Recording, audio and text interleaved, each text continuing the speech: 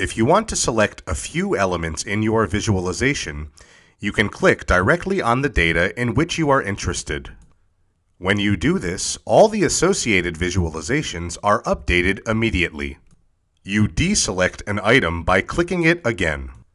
Alternatively, you can hold down the Control key while you make a selection to automatically clear previous selections in a visualization and only keep the new selection. You can confirm your selection by clicking the Confirm button, or by clicking on the sheet outside the visualization. This scatter plot shows sales and margins for various products.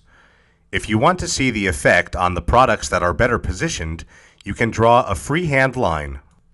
To do this, you can use the lasso tool or press the Shift key. If you want to insert a product you missed in your selection, you can cancel the selection by clicking the button or pressing the Escape key. You can then make a new lasso selection. You can select a range of data, specifying exact values if you'd like.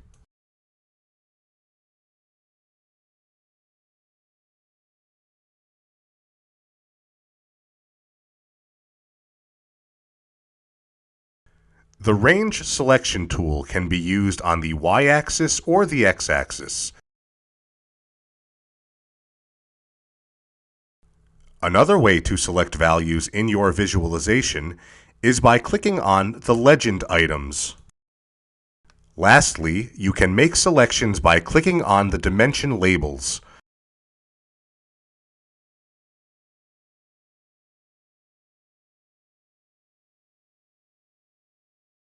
When dimensions are grouped or stacked, the whole group or stack is selected.